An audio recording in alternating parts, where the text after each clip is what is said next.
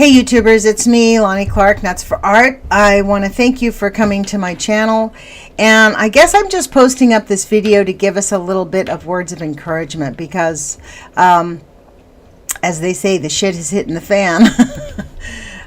In the story on TMZ this morning, there was a story about, what's this cat's name? He's a very famous person.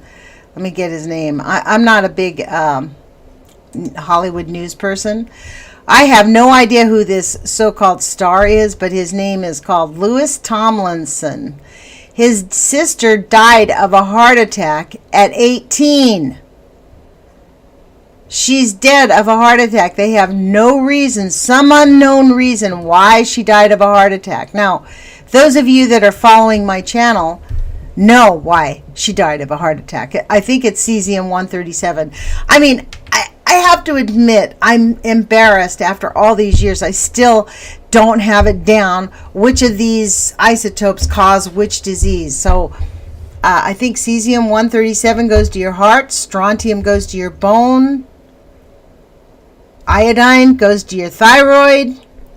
Like, isn't this disgusting that we actually even have to learn these things? But this is actually the reality, because now this young woman died of a heart attack and they're like, oh, it's a mystery. No, it's not a mystery. Just like that young woman from Japan, the racer who, you know, they had to talk about her because she got out of the water with a swimmer who's very sick. She's come down with leukemia.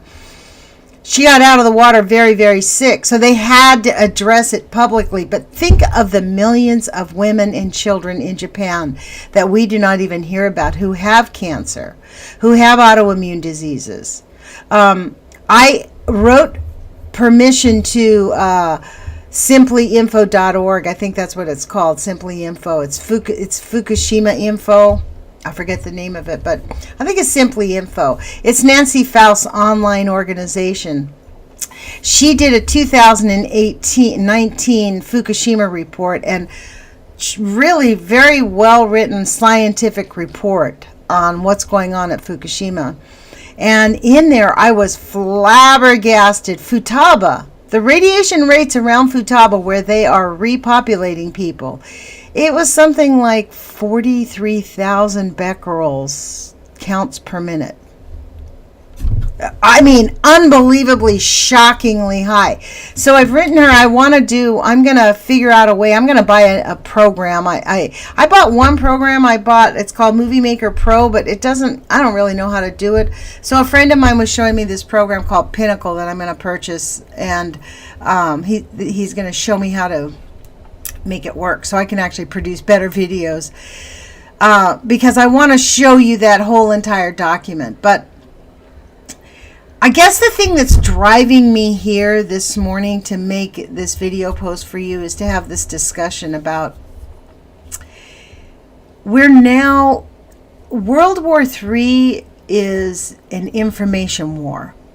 I've been giving this a lot of thought. Like, World War III, yes, is about population control and murdering a lot of people, but they really, human life has no meaning to the people in control. So they don't care if they murder us or whatever. They've been doing that. Like, think of the millions of people, billions actually, of people who have just been like destroyed and decimated in lots of ways. So that's not the issue. But the big issue is how they're conducting World War III really is an information war.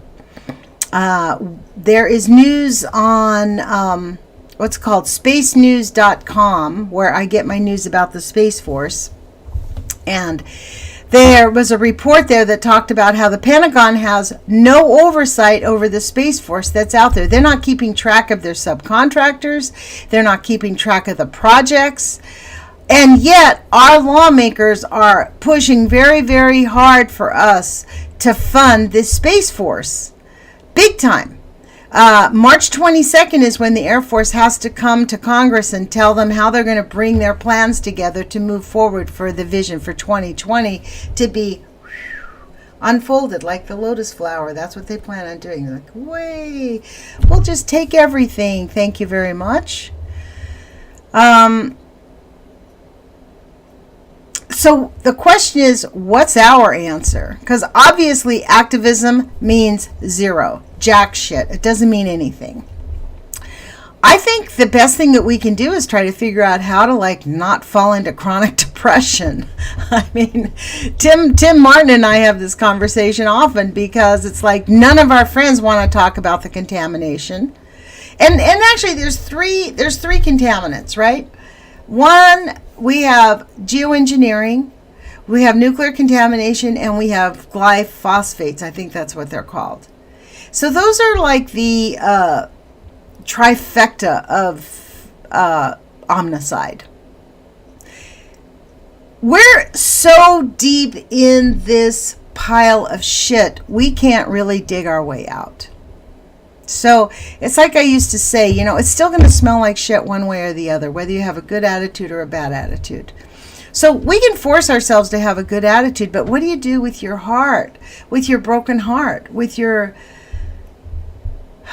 disappointment that you can't talk about your friends, that your friends are not getting around you, that we're not gathering millions and millions of people to stop it? There's almost like a complacency, an acceptance of the fact that, well, yes. It's like that girl, the 19-year-old, 20-year-old girl. Oh, doggone it, my phone's ringing. I knew it would be. I'm going to ignore this. Sorry, guys. I'll call them back. I actually... You know, this thing about being a YouTuber coming on here and talking about this, I think it's just about, I think it's a matter of sort of like desperation, because there's nobody in this community outside that door other than Jana Thrift from Occupy Eugene that I can talk to about this. And that is in fact why she really wanted my show, The Age of Fission, on KEPW. Because she wants it at least out in the conversation. Although they play it at 11 o'clock at night. They play Libby Halevi's show at 7:30 in the morning and my show at 11 o'clock at night. So early birds and late birds hear our shows. But it's better than a poke in the eye, right? Because nobody else covers it. And I'm actually on my radio show, though, for the next year, from 3/11 to 3/11, I'm only going to be playing repeats of the UCY TV interviews that I did for 2.5 years on Jules' show. And I'm just going to cherry pick. I mean, it's only 52 interviews. I did 352 shows, so got lots to pick from. For me, this year is about reassessing and figuring out how we're going to move forward and how to break the denial. Like, this 18-year-old girl had a heart attack and TMZ is reporting it as, it's a mystery, we don't know. Now, I think the article said she lived in London, which is not very far from Sellafield, or the contamination from Chernobyl, or the Fukushima contamination. Oh my goodness gracious, these people really want me to work today. How dare they? I ain't doing it. I'll be back to them when I'm finished with this video. Anyways, you know, I watched Tom's video yesterday, and Deborah Mamaduke, I think that's how we say her name. You know, I subscribe to her, but it doesn't pop up on my channel. Like a lot of Organic Slants videos, I have to actually screen for him too. They don't just pop up on my channel. And this is the point of this, I think. It's the digital warfare that we have going on. Like World War III is a digital warfare. Like, they're isolating us. Like, it's easy to pick people off when they're isolated, right? What does a herd of animals do when they want to kill another animal that they use for prey? Is they isolate them from the herd. And that's kind of what the internet has done. You know, we have the trifecta, and none of those three things, which ought to be working together to stop the whole regime that started them, none of those people talk together. They all act like they're individual actions. And in my view, I think they're all together, right? Because those industries came into power about the same time, and they have the same foundation of secrecy and blind, willful ignorance. that is perpetuating them. So I want to encourage us to resist the digital warfare of isolation. I want to encourage us to stay engaged and pay attention to the Space Force, because it is coming. It is going to pop on us like boom, nobody's business. We have no idea.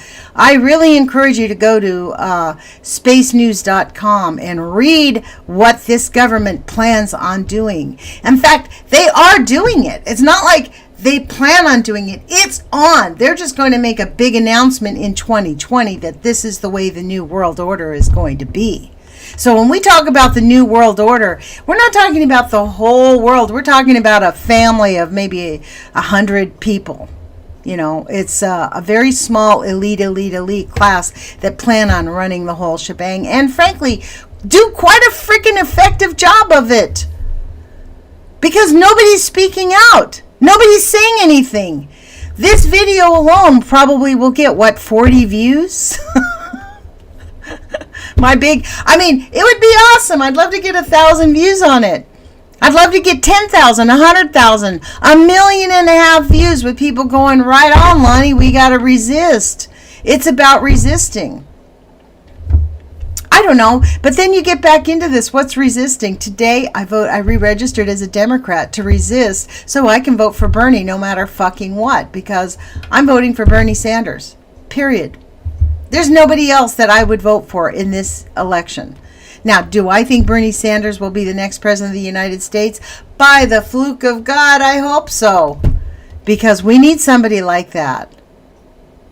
And I don't want to hear any comments about what a pie in the sky and the socialist and blah, blah, all that other bullshit. It is time we took care of our people in our country. We need to cut the military. We need to rethink our relationship with the so-called state of Israel. Bernie Sanders is the only one willing to even halfway talk about it. He's not perfect on the issue, but he's willing to talk about it, which is more than anybody else.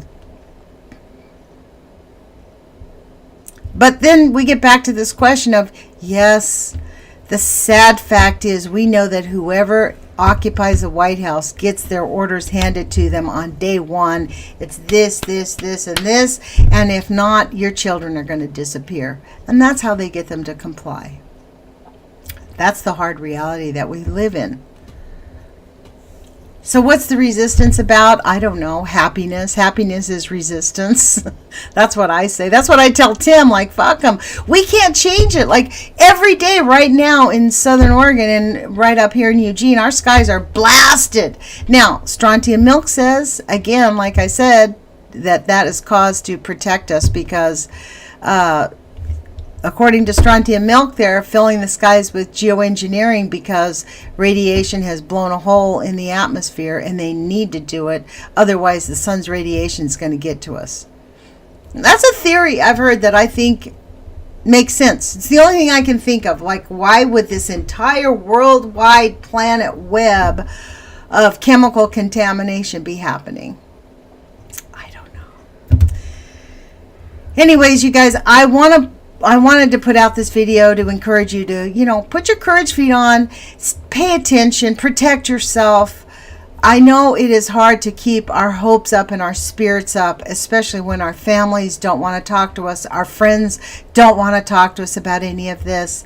Then you read in the newspaper, 18-year-old dies suddenly of a heart attack, 21-year-old gets cancer, cause unknown, even though she's from fucking Fukushima or Tokyo. It's like off the charts, the complete denial that nuclear contamination is harming people.